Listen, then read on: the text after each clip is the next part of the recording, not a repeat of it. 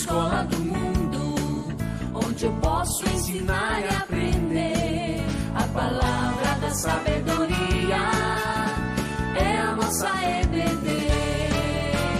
Deus é o nosso diretor, o Espírito Santo nosso professor. A Bíblia é a cartilha que ensina o caminho, a verdade e a vida. Deus é o nosso diretor. Olá a todos, é muito bom estar com vocês aqui mais uma vez para estudar a palavra. Hoje nós vamos estar trabalhando com a lição de número 8.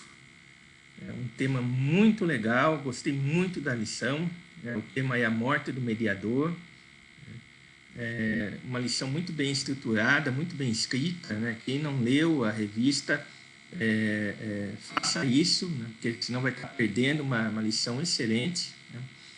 E nós vamos estar trabalhando com 2 textos básicos hoje. O primeiro é um texto bem curto, são 2 textos curtos, né? Está lá em João, capítulo 1, 29, diz o seguinte: no dia seguinte, viu João a Jesus, que vinha para ele, e disse: eis o Cordeiro de Deus, que tira o pecado do mundo. Então, o texto ali é uma parte, né, do relato do encontro de João Batista com Jesus.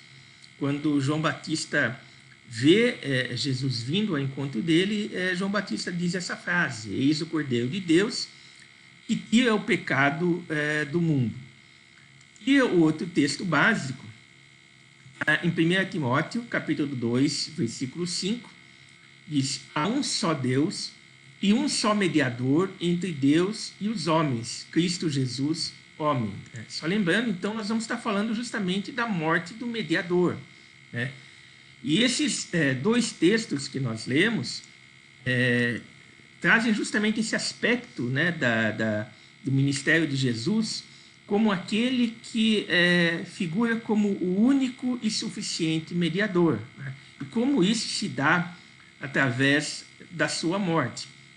Então, os objetivos da nossa lição de hoje é, primeiro, entender como Jesus realiza a sua obra de mediador da aliança, crer nele e submeter-se a ele como o seu rei, e viver segundo os termos da aliança de Deus. Então, é entender essa aliança, o que ela significa na nossa vida, e, obviamente, não é apenas um entendimento intelectual, mas é viver segundo essa aliança, né? Então, para iniciar a nossa lição, a própria revista traz uma pergunta, né, que o próprio Jesus fez, né? Que foi, a gente encontra lá em Mateus 27, 46, e Jesus falando, né, Deus meu, por que me desamparaste? Né? E a revista traz, olha, qual foi a resposta a essa pergunta de Jesus? Né? Jesus faz uma pergunta a partir de um texto da Bíblia. Se você abrir lá no Salmo 22, você vai ver que o Salmo começa justamente com essa expressão, Deus meu, por que me desamparaste? Né? E qual foi a resposta de Jesus e por que Jesus faz esta pergunta? Né? Então, nós vemos ali que Jesus ele não se sentiu apenas desamparado, ou seja, não foi um sentimento que Jesus teve apenas, né? De fato, ele foi totalmente desamparado pelo Pai enquanto ele estava pendurado na cruz. Ali é um fato que Jesus ele estava angustiado, ele sente esse desamparo, esse abandono enquanto ele se encontrava na cruz. E por que isso? Né? Porque esse abandono era justamente o castigo, né? Exatamente o castigo que o pecado traz. Né? Ali, portanto, há uma demonstração das consequências do pecado na relação de Deus com o homem. Embora Jesus não tenha pecado em momento algum, a Bíblia fala que ele levou sobre ele todos os nossos pecados. Né? E ali naquele momento, portanto, Jesus esteve separado do Pai por conta do pecado. Né? E a gente vê, portanto, que João 1,29, né, quando fala lá do encontro de João Batista com Jesus, e João Batista falando que Jesus é o Cordeiro de Deus que tira o pecado do mundo, O que nós vemos ali é João Batista sintetizando toda a experiência profética que está descrita no Antigo Testamento, né? Ou seja, Jesus ali, João Batista está falando, ele significava o pleno cumprimento dessa expectativa profética que a gente encontra em várias passagens do Antigo Testamento. Jesus, portanto, né, lógico, ali João Batista está falando de uma situação que vai ocorrer no futuro, né, e nós já enxergamos ela do ponto de vista do passado, mas significa que Jesus foi o cordeiro sacrificado para trazer redenção e cumprimento da aliança. A expressão ali de João Batista não é uma expressão sem qualquer sentido, sem qualquer contexto, né? João Batista ali enxerga a partir de toda a experiência profética do Antigo Testamento, tudo aquilo que estava colocado no Antigo Testamento, ele enxerga que Jesus é o cumprimento daquilo que estava descrito no Antigo Testamento, né? Eu trouxe aqui um exemplo, né, de um texto muito bem conhecido, né, muito conhecido, conhecido também como o próprio Evangelho, está lá em Gênesis capítulo 3, versículo 15, diz: porém, inimizade entre ti e a mulher, entre a tua descendência e o seu descendente. Aqui Deus, né, após a queda, falando a serpente, no caso Satanás, né? Este, né, o descendente, te ferirá a cabeça e tu lhe ferirás o calcanhar. Ou seja, ali já havia a promessa de que Jesus seria aquele que viria pisar a cabeça da serpente, né? Embora a serpente fosse ferir o calcanhar dele, o que a gente pode entender como uma referência à crucificação de Jesus, né? Então, a gente tem que entender o seguinte, que nós somos o povo da aliança, né? Nós fomos inseridos nessa aliança, né? Mas houve um preço que Deus pagou, ou um alto preço, né? Não foi um preço qualquer, mas um alto preço para que nós pudéssemos nos tornar o povo da aliança, né? E esse preço, obviamente, foi a morte de seu filho. Lá em Gênesis capítulo 3, versículo 15, quando há a promessa de que o descendente, Jesus, ele pisaria na cabeça da serpente, né? O próprio texto traz um preço, a serpente ia ferir o calcanhar, né? Então, nós pertencemos à aliança, né? Decorre, obviamente, da graça de Deus, mas não significa que foi de graça, né? Houve um preço ao qual nós não poderíamos pagar, esse é um ponto importante. Por mais que nós quiséssemos, nós não teríamos condições de pagar esse preço. E, portanto, Deus, na sua graça, ele manda o seu Filho, que cumpre por nós aquilo que nós não conseguiríamos fazer. A gente vê lá, por exemplo, em Romanos capítulo 5, versículo 8, diz o seguinte: mas Deus prova o seu próprio amor para conosco pelo fato de ter Cristo morrido por nós, sendo nós ainda pecadores. Então, houve um preço pago, e esse preço foi pago por Jesus. Gálatas 3,13 nos diz de forma muito clara: Cristo nos resgatou da maldição da lei, fazendo-se ele próprio maldição em nosso lugar, porque está escrito: maldito todo aquele que for pendurado em madeiro. Aqui a alusão ao fato de que o descumprimento da lei traz consequências. Isso é uma noção básica que nós temos no direito, né? É uma questão jurídica. A lei, ela traz uma conduta que deve ser observada e uma consequência, né, que a gente chama de pena ou de sanção, né, em caso de descumprimento, né?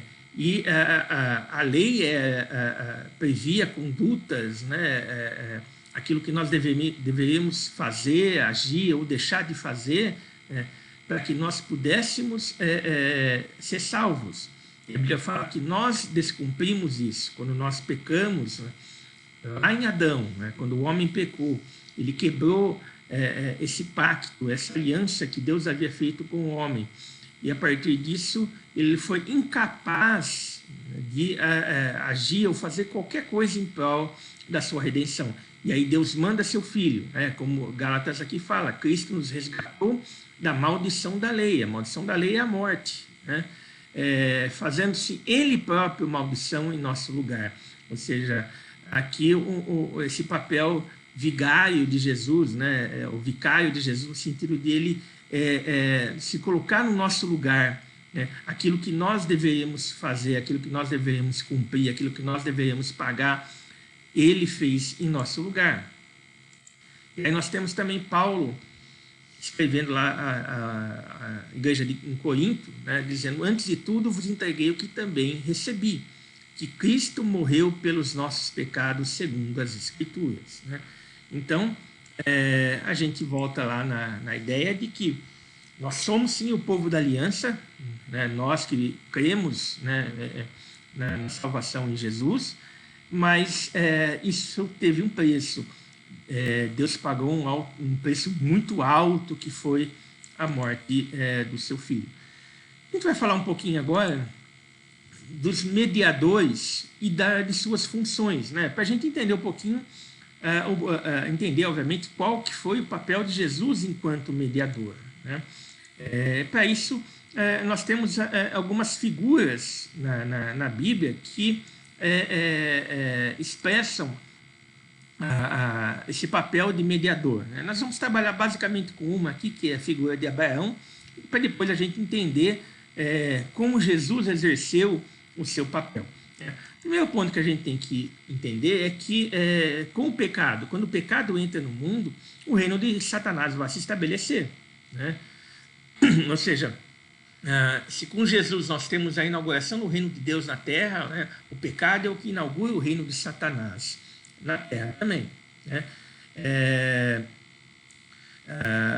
E é lógico, que esse reino de Satanás ele se estabelece, ele traz toda a consequência, que é a oposição a tudo aquilo que diz respeito ao reino de Deus. O reino de Satanás é um reino que se opõe a tudo isso, desde questões culturais, morais, teológicas, espirituais. O reino de Satanás representa a ideia de subversão a tudo aquilo que Deus criou e a tudo aquilo que Deus fez e faz. E nós vimos lá aqui em Gênesis 3,15 a afirmação de que a semente da mulher seria o meio ou o mediador pelo qual o reino de Deus se veria livre do reino de Satanás. Então, a Bíblia nos fala que a nossa luta não é contra a carne ou sangue, mas é contra os principados e potestades. Mas em nenhum momento a Bíblia coloca que há uma luta como se houvesse uma guerra em pé de igualdade entre o reino de Satanás e o reino de Deus. Pelo contrário, o que a Bíblia nos coloca é que Deus tolera, obviamente, o reino de Satanás na terra, mas esse reino, a cada dia, ele está sucumbindo ao avanço do reino de Deus. Ou seja, ao final, nós vimos isso na aula passada, quando falamos das últimas coisas, no final, o reino de Deus vai se estabelecer e o reino de Satanás vai ser derrotado. E isso, como Gênesis coloca, vai ser feito através do mediador, do mediador mencionado lá em Gênesis 3,15. E quem seria esse mediador? Ou essa semente da mulher? Isso é uma referência a toda a sua descendência fiel, descendência fiel ao Senhor, mas em última instância a ideia é se referir à promessa que se cumpre no Messias. Então esse é o mediador, esse é a semente. E aí nós vemos isso depois reforçado, por exemplo, lá em Colossenses capítulo 1, versículos 13 e 14, diz o seguinte: ele nos libertou do império das trevas e nos transportou para o reino do Filho do seu amor, no qual temos a redenção, a remissão dos pecados. Então, aquele que vai se opor ao império das trevas, ao reino de Satanás, é Jesus, é o Filho,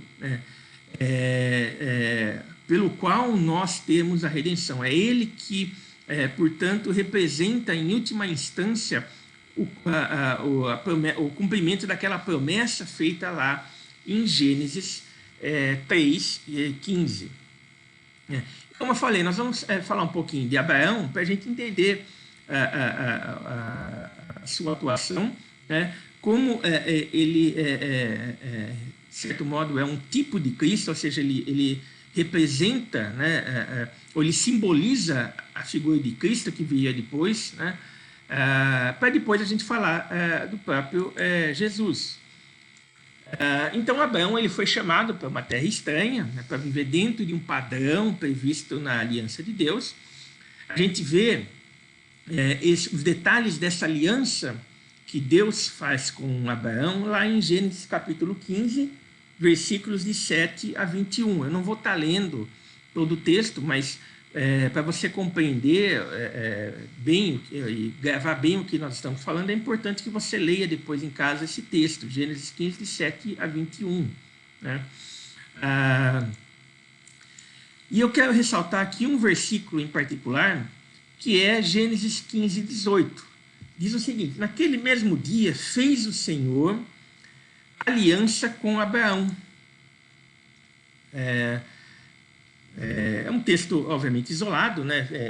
Para você entender melhor, como eu falei, leia toda a passagem, né? Mas eu vou explicar qual a importância desse texto, o que significa naquele mesmo dia fez o Senhor aliança com Abraão, ou seja, o que significa, o que significou e o que significa fazer uma aliança. Né? E para isso a gente tem que entender como funcionava essa ideia na época de Abraão.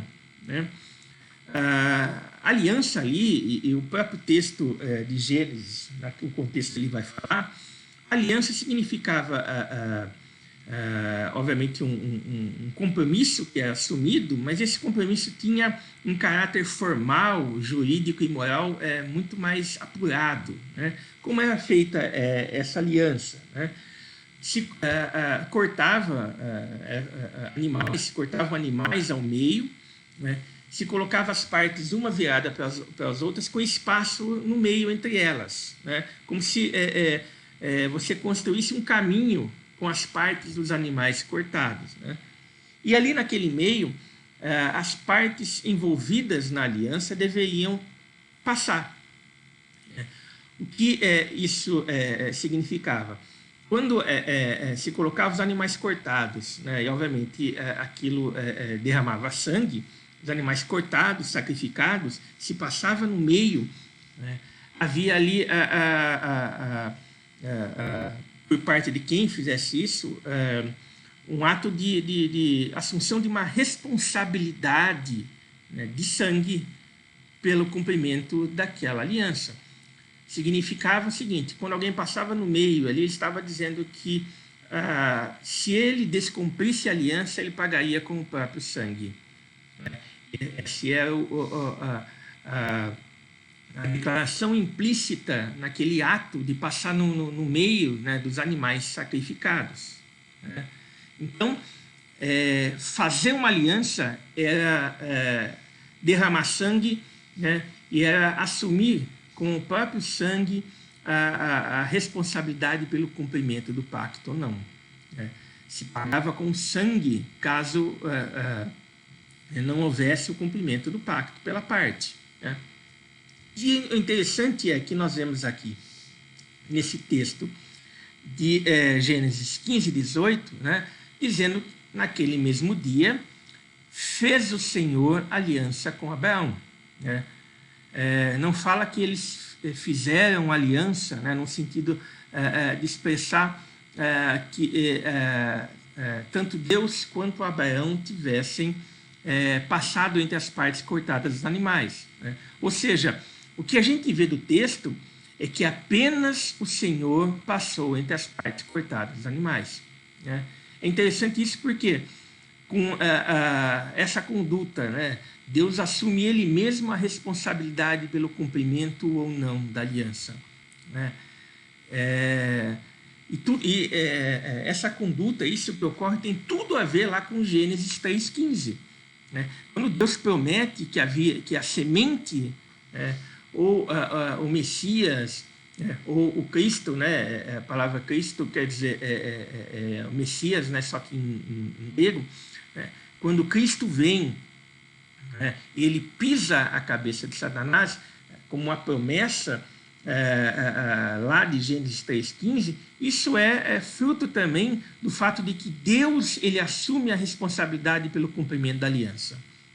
E também pelo não cumprimento, porque Deus sabia e sabe, em razão da sua onisciência, de que nós não seríamos capazes de cumprir essa aliança. Então, Abraão não passa, né? Aliás, o texto de Gênesis fala que Abraão caiu em sono, né? Abraão não passa pelas partes dos animais cortadas, somente Deus faz isso justamente porque Deus é aquele que pode assumir a responsabilidade tanto pelo cumprimento ou em caso de não cumprimento. É uma coisa, portanto, muito profunda, né? E que mostra esse aspecto da graça de Deus, né? Quer dizer, Abraão é aquele que, de certo modo, representa a Jesus, né?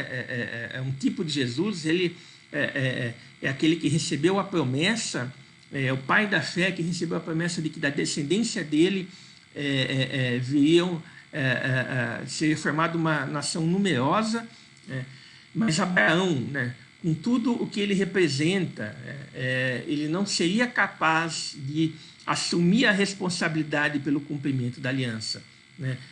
Nem Abraão, nem Moisés, nem Davi, nem qualquer outra pessoa, nem eu, nem você, seríamos capazes de assumir essa responsabilidade pelo cumprimento dessa aliança.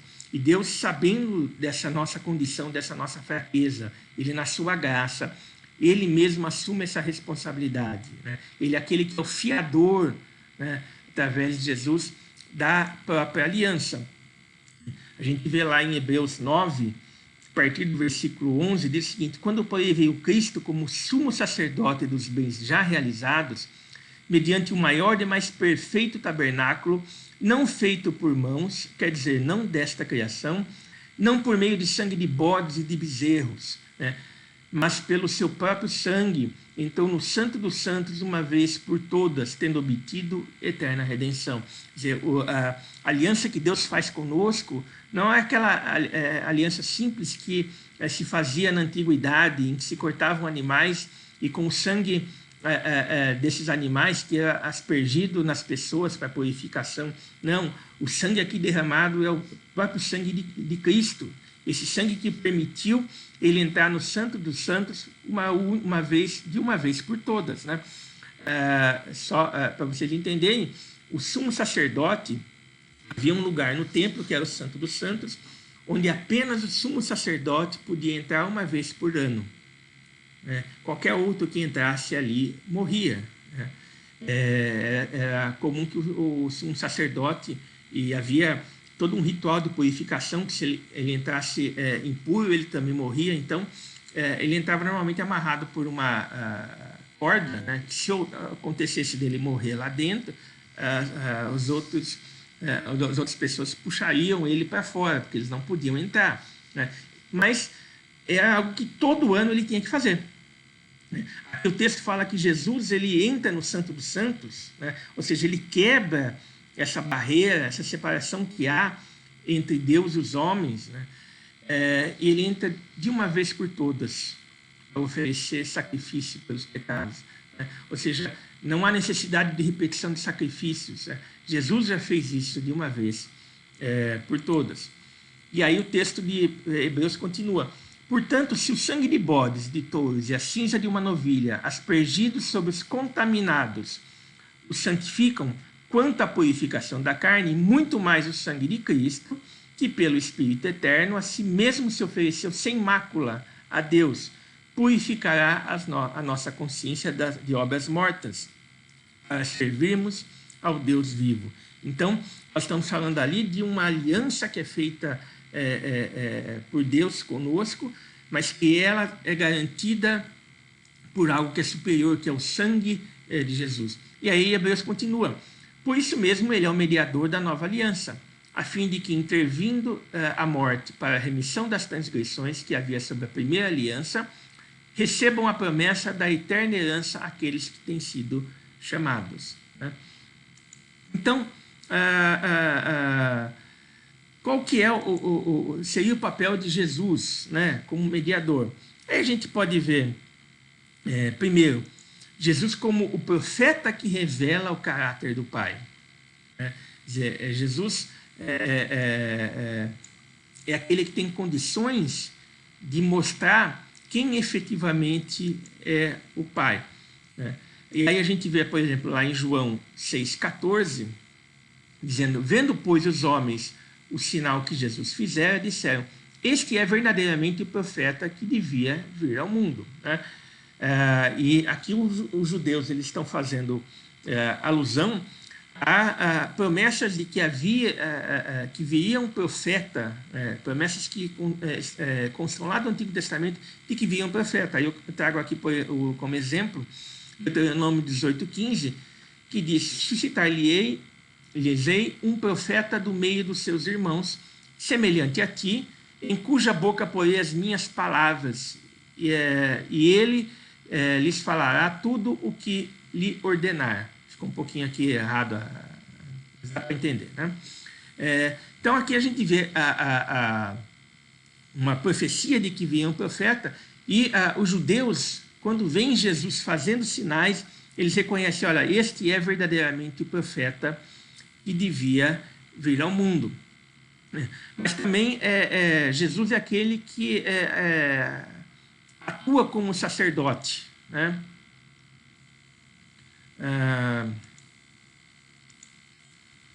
Então, como sacerdote, né, Jesus ofereceu um único sacrifício, o de si mesmo. Né? E a gente vê, por exemplo, lá em Hebreus 9, 22 e 25, diz: por isso mesmo Jesus se tem tornado fiador de superior aliança. Por isso também pode salvar totalmente os que por ele chegam a Deus, vivendo sempre para interceder por eles. Ou seja, a função do sacerdote era a função de interceder pelo povo. Né? E agora nós temos que Jesus, né, como o sacerdote perfeito, né, é aquele que faz esse papel de interceder por nós. Hebreus 10, 12 diz: Jesus, porém, tendo oferecido para sempre um único sacrifício pelos pecados, assentou-se à destra de Deus. Né? Então, aqui a gente volta no que eu já falei anteriormente. Né? O sacrifício de Jesus, né, ele é único. Né? Não precisa, como sacerdote, o sumo sacerdote fazia, ele tinha que repetir sacrifícios toda vez que ele ia entrar no Santo dos Santos. Né? Ele repetia sacrifícios pelo povo. Né? Aqui Jesus não, né? Um único sacrifício pelos pecados. Né? Aquilo que Jesus faz como sacerdote é superior. Né? E Jesus também é o rei, né? Ele é o descendente humano de Davi. Né? E a gente vai perceber isso dentre outros textos. Né? Lá em Lucas 1, 32, 33 diz: este será grande, será chamado Filho do Altíssimo. Deus, o Senhor, lhe dará o trono de Davi, seu pai. Ele reinará para sempre sobre a casa de Jacó. O seu reinado não terá fim. Então, quem é Jesus? Jesus, ele é esse mediador, né, de uma aliança superior, né, de uma aliança feita por Deus, não através de instrumentos humanos, não através de instrumentos limitados, né, mas ele faz essa aliança através do sangue do Filho. Né? Jesus, portanto, é de fato o Cordeiro de Deus que tira o pecado do mundo. Né? Ele é o único que é capaz de cumprir a aliança que Deus, né, garantiu com o sangue do Cordeiro. Né? Tudo que nós fizermos, tudo que nós tentarmos, tudo que nós imaginarmos, nada disso é possível para que nós consigamos cumprir a aliança com Deus. Por isso que nós temos que confiar, né, naquilo que Jesus fez na cruz. Aquilo que Jesus fez na cruz por nós. é suficiente para nos libertar de todo e qualquer pecado e nos levar à presença de Deus. Que Deus nos abençoe a entender essa verdade profunda da nossa fé e não só isso, a viver essa verdade dia a dia.